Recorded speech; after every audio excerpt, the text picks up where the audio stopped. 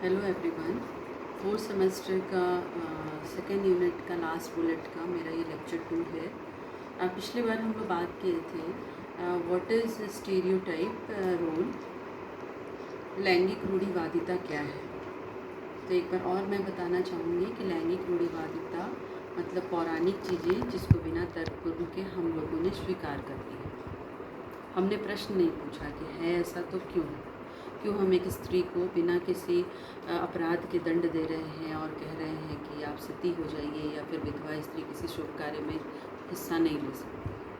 तो मतलब ये ऐसी मान्यताएं जिसे बिना किसी बातचीत के, बिना किसी तर्क के, हम सभी बुद्धिजीवी वर्ग हैं, बुद्धिजीवी समाज में रहते हैं, बिना किसी तर्क के इन चीज़ों को स्वीकार कर लेना, यही रूढ़िवादिता है। तो आज हम बात करेंगे किस तरीके से रोल प्ले करता है आपका स्कूल कंटेस्ट में आपका असाइनमेंट, करिकुलम एंड आपका टेक्स्ट बुक। सबसे पहले हम आते हैं, बात करते हैं आपके असाइनमेंट पे। किस तरीके से स्कूल में असाइनमेंट से ही शुरू हो जाता है आपका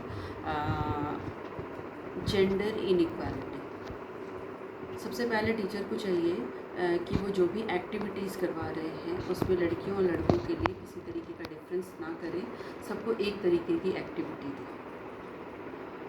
दूसरी चीज़ मैं बात करूँगी कि वो ऐसे असाइनमेंट्स बनाने के लिए दें बच्चों को जिस असाइनमेंट्स में इतिहास की महान स्त्रियों के बारे में बात हो, जिसमें मुख्य रूप से जो भूमिका निभाई है रानी लक्ष्मीबाई आपकी आती है, Savitri by Phule. British rules में इन्होंने बहुत काम किए हैं विमेंस राइट्स के लिए और उनके एजुकेशंस के लिए। विजय लक्ष्मी पंडित आती हैं, रजिया सुल्तान है। तो इन सब जो महान जो स्त्रियां हैं, विदुषी कन्याएं हैं, जो इन पे असाइनमेंट्स टीचर्स, तो इससे कहीं ना कहीं जो जेंडर स्टीरियोटाइप रूल जो बना हुआ है सबके जहन में, नज़र में, वो मिटेगा। तो असाइनमेंट्स जो होते हैं उसमें कहीं पे भी किसी एक्टिविटीज़ में डिफरेंस ना किया जाए, लड़के और लड़कियों को एक तरीके का असाइनमेंट दिया जाए। अब हम बात करते हैं करिकुलम की। करिकुलम बहुत बड़ा दायरा है। अगर शिक्षक चाहे तो उस दायरे में बच्चों का ओवरऑल डेवलपमेंट कर सकता है, तरीके से अगर करना चाहे तो।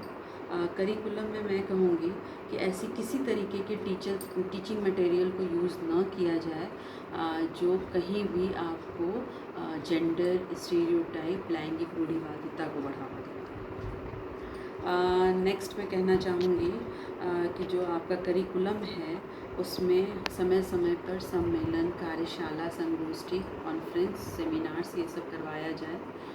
और जो ये सारी चीज़ें करवाई जाएँ तो कहीं ना कहीं ऐसे विषय सम्मिलित किए जाए जिससे ये रूढ़िवादिता मिटे, ना कि आए।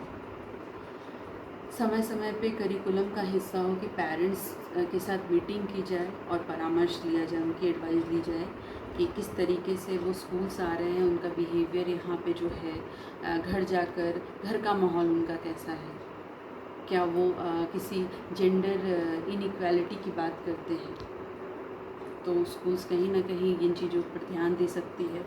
और करिकुलम के लिए मैं कहूँगी कि जो सब्जेक्ट डिवीज़न होता है वो सब्जेक्ट डिवीज़न कहीं ना कहीं जो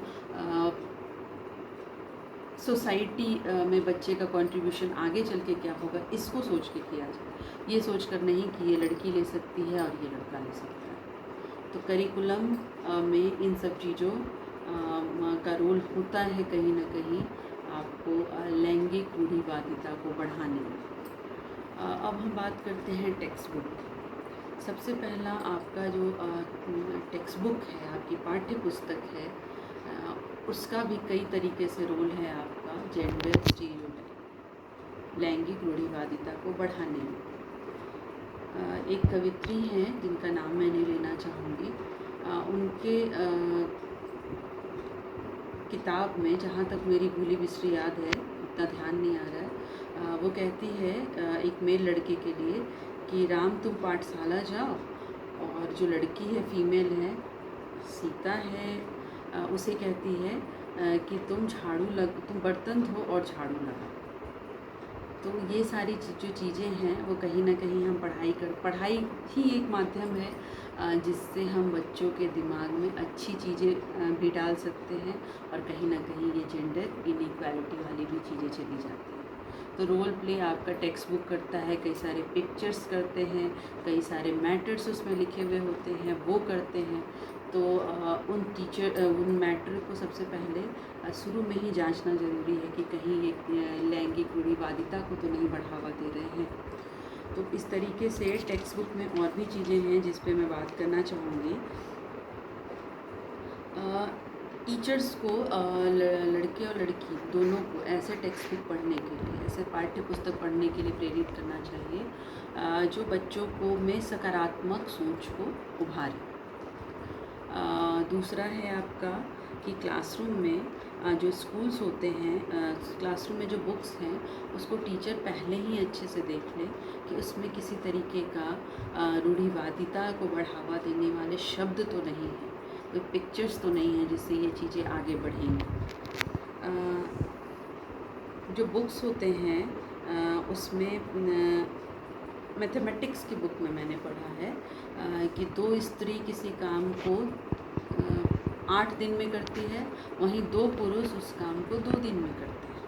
तो इस तरीके से बताइए कि 4 पुरुष और 2 स्त्री मिलकर उस काम को कितने दिन में करें। शुरू में ही उन्होंने एक मान्यता बना दी कि स्त्री है उस काम को, काफ़ी स्त्रियां हैं जहाँ पुरुष है उसके तुलना में वो 3 गुनी हैं और उस काम को उतने दिन में कर रही हैं।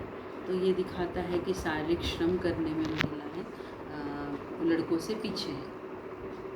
तो हमारे टेक्स्ट बुक जो हैं वो रोल प्ले करते हैं लैंगिक रूढ़िवादिता को बढ़ाने में।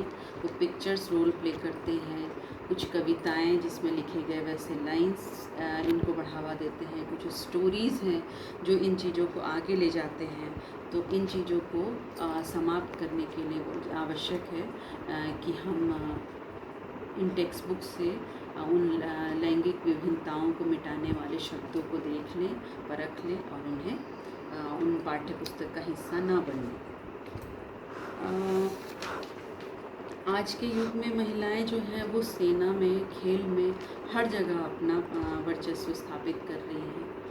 तो स्कूल कंटेस्ट में हम बात आज की आपसे कि लैंगिक रूढ़िवादिता को बढ़ावा देने में रोल प्ले करता है आपका वर्क असाइनमेंट, करिकुलम और टेक्स्ट बुक इस प्रकार से।